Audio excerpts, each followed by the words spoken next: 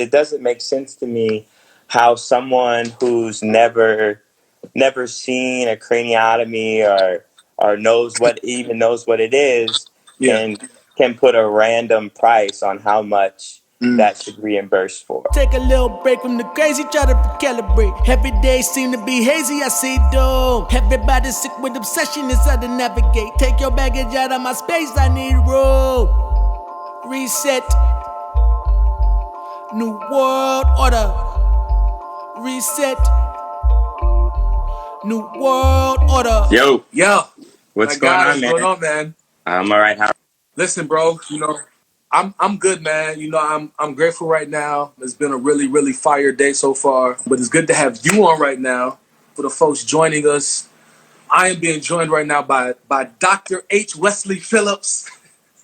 My man is he's a neurosurgeon with the UCLA residency program. When I originally reached out to you to join the festival, the word Frontline had a different connotation than it may have right now. Frontline, we were in a pandemic, we still are, and now we also have an uprising as well. So Frontline has shifted a little bit in terms of people's minds, but the Frontline is still the healthcare industry, the medical field. You're here representing that. I kind of want to start, first of all, shout out to you, for being here. But I do want to start out with that overlap, with that transition from Frontline going from the healthcare space to the movement space, the uprising space, and there's like overlap there. And the other day we kind of had a conversation, and there was an article that was published from Black neurosurgeons that kind of gave some perspective on where there's that overlap.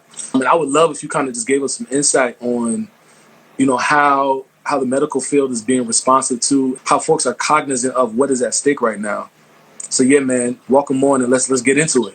Yeah, absolutely. No, thanks for having me. Obviously, happy to be a part of this amazing event that you put on. Big ups to you for doing this and, going through and the planning and coordination of all these people from different disciplines. Yeah, I mean, the truth of the matter is that we have two pandemics, one new and one that's been festering for centuries. Yeah. That we're fighting right now, and there are certainly two separate things, and that are intertwined. Because as many people know, the COVID pandemic has disproportionately affected Black and brown people, and none of this is new. Like these are systemic issues that have been plaguing underserved communities since the beginning of time, it seems. Yeah. And you sort of mentioned the letter or the response that the group of Black neurosurgeons recently published. And we carry a unique responsibility and have an interesting perspective for violence in general, not just in the Black community, but certainly in the Black community, where blunt and penetrating trauma is, disproportionately higher in those communities. Yeah. And we see the impacts not only from an acute standpoint when patients present to the emergency room, but also on a more long-term basis. And some of the post-injury sequelae are sort of long-term effects of these things. And so, we're certainly on the front lines of both of these pandemics. Yeah. One, because we are still seeing these patients, Black and otherwise, that are dealing with blunt trauma. And then, obviously we're actively treating and dealing with the COVID situation as well. Yeah. So it's a very crazy time, obviously, for everybody. That certainly is true in the neurosurgical space. Yeah, man. And like you said, you said that we have two pandemics right now, and one is very old, and one was more new. Can you you show up a certain way when and we'll talk about this a little later. But you show up a certain way in your space, and I think you do that intentionally. And I think it's important that you do that. And I'm grateful that you do that. One of the reasons I wanted to talk about so many disciplines when it comes to wellness is because, I'm of the belief that like we need to just exist everywhere. And, you show up in a certain way in your space, and you've talked to me about, and I've seen you post about, the different folks in the healthcare medical field in that profession who are Black, who have to switch codes and who have to show up a different way, or who have, they're questioned a certain way. Can you share with us some of your experience and and I think this would be helpful for folks in the profession, in the medical professional field, to affirm them. I think this could be helpful for folks who want to get into the professional field, who may feel at odds with some of the struggles that you encounter. But can you share some of your experience with what it means to show up as a Black person from where you are from and how you are? Can you share a little bit about your experience doing that? For sure. I mean, and it's something that you're correct. I'm very intentional, and I think my Instagram presence is also very intentional, and it's something that we face is a lack of representation of Black people, and the way that oftentimes the media and others portray the Black diaspora is as a monolith, and there's one type of Black person, and the association with being Black is with what you see on the media. And I just have, and I would say that I wasn't always comfortable doing that, but I've sort of reached a stage where I feel comfortable being who I am, and rocking the fresh pair of Jordans that I've had since I was in high school, because that's who I am, and I'm unapologetically going to be me. And I think that it's important for people to see, not only sort of younger people that are potentially thinking about entering the medical profession, but also just everybody to see that, to see and hear these stories. And I recently shared a story about experience that I had in high school, and also just some of the experiences that I've had in the hospital as a Black physician. And the response was overwhelming. I mean, a lot of people reached out, and we're really thankful that I shared that, because I think that there's still a misconception about racism in America and who faces it.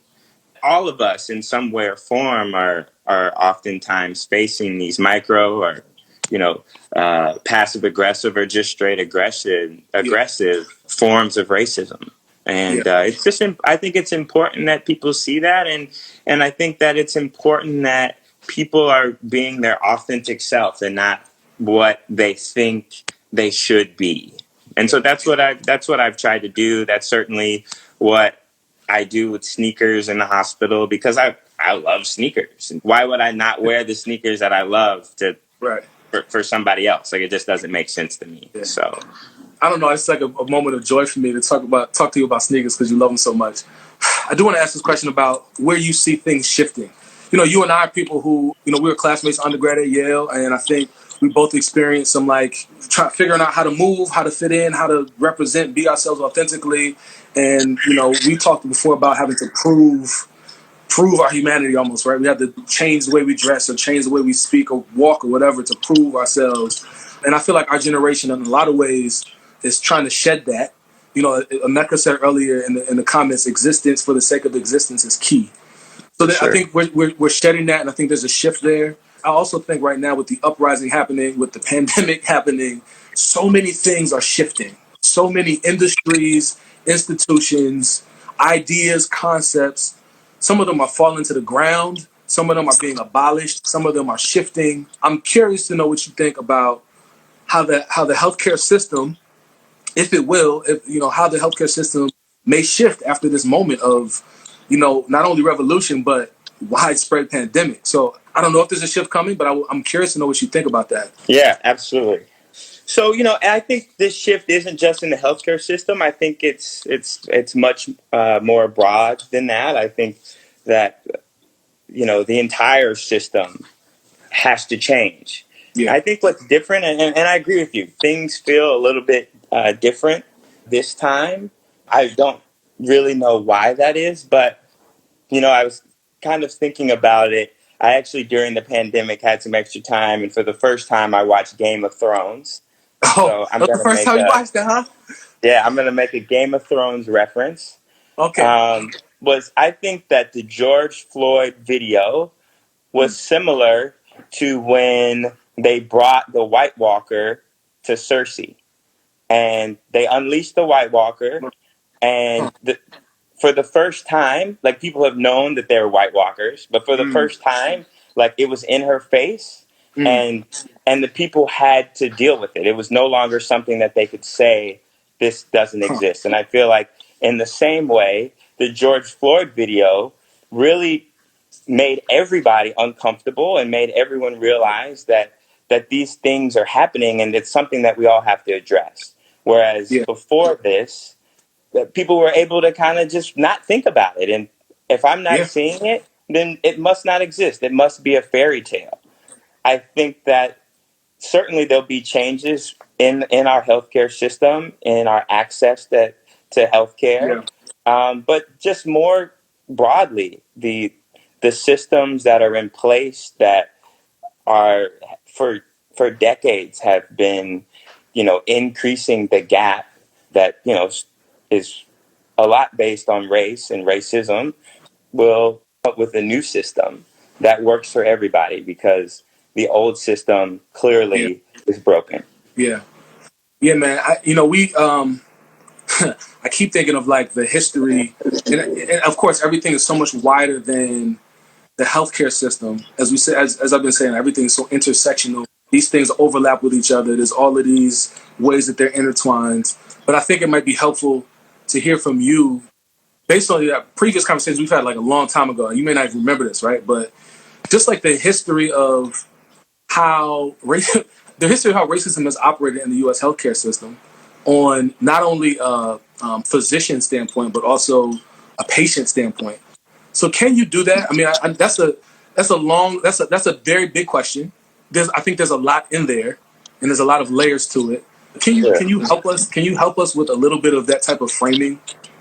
Yeah, I mean, I think that one of the large issues that, in buzzwords, is access, and, having access to care.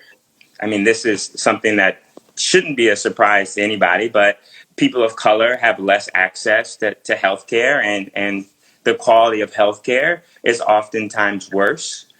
And the other thing that has a major impact is knowing when you should access healthcare. Yeah. And that has to do with health literacy. And Yes. there's also like a very wide gap in health literacy, which is oftentimes correlated with race and social economic status. Yeah. And it's something that we need to do a better job of educating our patients when to seek medical help. Because as someone that rotates throughout Los Angeles in many different settings, it's alarming to see some of the advanced presentations of disease that we see.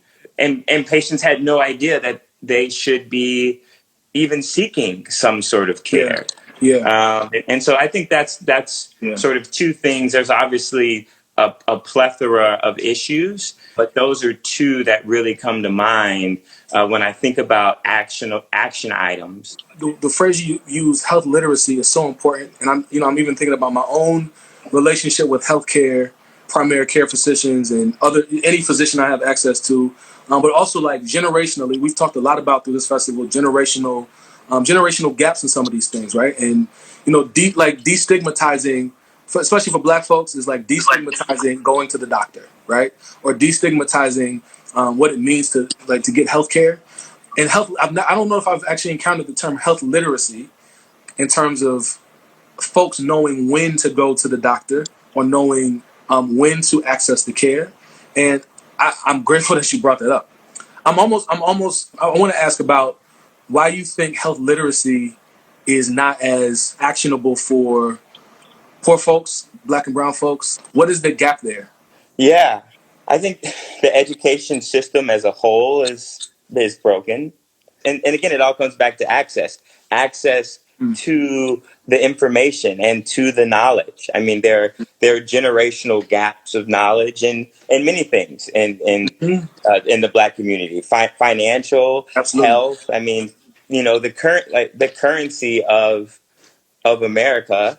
There's often a gap between what our communities are exposed to. Yeah. And I don't think it's not something that we're not capable of doing. You look at Cuba, and for all of the controversial things that have gone on in Cuba, when I was in medical school, a classmate and I started actually a university sponsored course, which looked at the healthcare systems, a cross sectional analysis of the healthcare systems of Cuba and pretty much all the other countries. And one thing that really stands out about Cuba is their emphasis on preventative medicine and also on educating the people. So, you would see signs as simple as mosquitoes and like net, like use a net so you don't get bitten by a mosquito and get West Nile virus. Like, it's very simple and not something that takes a lot of money, but it was a commitment that the physicians are part of the community. And they had a lot of things. Like, again, I'm not advocating the Cuban government has some very controversial things, but from a pure health standpoint, many are things that should be modeled in our system, and those things are sort of access to care and a emphasis on preventative medicine, as well as educating the people on how to practice preventative medicine and also when to seek care. And I think that the lack of that in our society is no greater demonstrated or highlighted than the response to COVID. I mean, I've never seen anything like this where the recommendations have been remitted. They've been recalled and changed so many times, and a lot of it is because we just don't know the answers to a lot of things, and people aren't comfortable saying that. People aren't comfortable saying that we don't know the answer, and we need to make decisions based on data-driven science, like every other decision that we make. And that maybe our response are sort of the conservative ones that we're predicting, but also just being transparent that that's what's happening. Yeah. We had a couple questions that I want to address, and they're kind of the two sides of the same coin. It sounds like, and you kind of speaking to it a little bit, but I do want to raise these questions from the gallery because they seem to be in alignment with what we're talking about. One is from Mr. Felix. What's keeping us from implementing what Cuba is doing? And the other one's from Jared Burks, who said, "What are realistic action items that the U.S. can implement in order to improve access?" And both of these are about implementation, about something that one thing you said was that it's not necessarily difficult to implement these things. But what do you think is on the horizon for that? For sure. I mean, I think one is acknowledging that there is such a gap and putting funds and resources into finding out the best ways to bridge that gap and to reach people. One sort of corollary that is related to all of this is access to voting and people voting. And a good friend of mine at MGH started this program where when the emergency room, in the emergency waiting rooms, there's voter registration on iPads.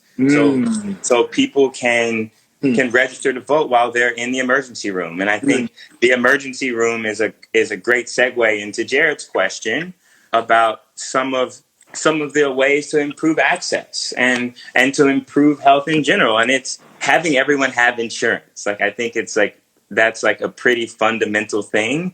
you look at the emergency rooms across America, and they're often used as primary care centers because that's the only way people can have health care is to go through the emergency room. And that clogs up the emergency rooms and puts unnecessary strain on the system. Whereas a lot of these issues could be managed in an outpatient setting.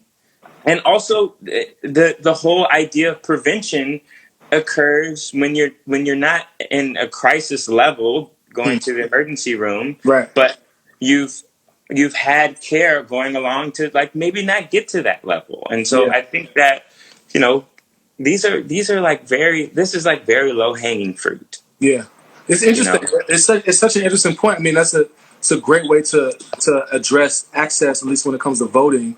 There's a question I want to get to, and this may be our last question because we should wrap up in a couple minutes. We've been talking a lot. I've been talking a lot to multiple people, including Andam Gebrgorgis yesterday, Derek Purnell today, about defunding the police, because that is language that has existed now. And one of the things that people say when we talk about defunding the police is actually addressing where that funding then goes, right? For defunding the police, that means we're putting that money somewhere else. The healthcare system is a place where a lot of abolitionists talk about that money needs to go to healthcare spaces. And then this question I feel like lends itself a little bit to, voting, because people who get elected are the ones who determine budgets for defund. If they defund the police, people who get elected are the ones who determine that. And then this question comes in the gallery from Mr. Felix again: do physicians need more positions in government to be able to implement and create more access for patients? I would love to hear your response to that. Yeah, I mean, I think so. I think that's something that medicine dropped the ball on like many years ago, and something that we are fighting to try to get back, and that's control of the healthcare system. I think in the earlier days, the last generation really just wanted to focus on treating patients and on patient care, and a lot of these decisions, these policy decisions, were sort of deferred for other people that don't have the understanding of seeing and treating patients every day. Yeah. And in many ways, we lost the ability to make these decisions. And so it's certainly something that we need. People that have a deep understanding. It doesn't make sense to me how someone who's never seen a craniotomy or knows what it is can put a random price on how much that should reimburse for. Right. Versus another procedure. And so, yes, I think that's going to be imperative to improve the healthcare system, is to do it with the input of people that are actually in the healthcare system and are navigating the healthcare system. Right. And qualified to do so. Exactly. Yeah. Thank you so much. I just want to take the time to honor you for showing up authentically in your space as a medical professional. It is encouraging to me to see you show up with the freshest Air Maxes on Air Max Day. You show up with J's.